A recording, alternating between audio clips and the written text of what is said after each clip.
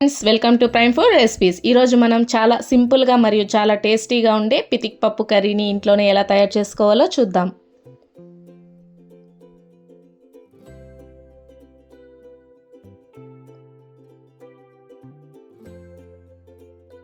ముందుగా దీనికి కావాల్సిన పదార్థాలు: 1/2 kg పితిక్ పప్పు,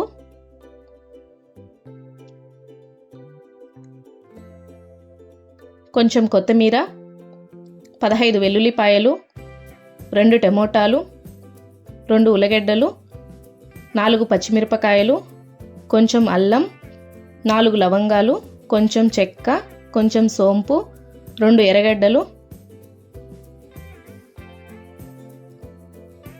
1/4 స్పూన్ ఆవాలు, 1/4 స్పూన్ పచ్చెనిపప్పు, 1/4 స్పూన్ ఉద్దిపప్పు, 1/4 స్పూన్ జీలకర్ర, కొంచెం పసుపు, 2 స్పూన్లు కారం, 1.5 స్పూన్ సాల్ట్.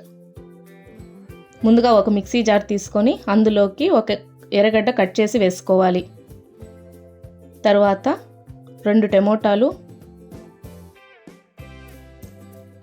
వెల్లుల్లిపాయలు, అల్లం, సోంపు, లవంగం, పట్ట, పచ్చిమిరపకాయలు, కొత్తిమీర వేసి థిక్ పేస్ట్ లాగా మిక్సీకి వేసుకోవాలి. తర్వాత ఉల్లగడ్డలు, ఎర్రగడ్డ, కరివేపాకు వీడియోలో చూపించినట్లుగా కట్ చేసి పెట్టుకోవాలి. ఇప్పుడు ఒక కుక్కర్ పెట్టుకొని అందులోకి 3 స్పూన్లు ఆయిల్ వేసి ఆయిల్ వేడయ్యాక పోపు దినుసులు, ఎర్రగడ్డ, కరివేపాకు, పసుపు వేసి పచ్చివాసన పోయేంత వరకు బాగా ఫ్రై చేసుకోవాలి. తర్వాత ముందుగా మిక్సీకి వేసుకున్న పేస్ట్ని వేసి 10 నిమిషాలు బాగా ఫ్రై చేసుకోవాలి. తర్వాత అందులోకి పితిక్ పప్పు వేసి బాగా ఫ్రై చేసుకోవాలి. తర్వాత 1.5 స్పూన్ సాల్ట్, ఉల్లగడ్డ వేసి బాగా ఫ్రై చేసుకోవాలి.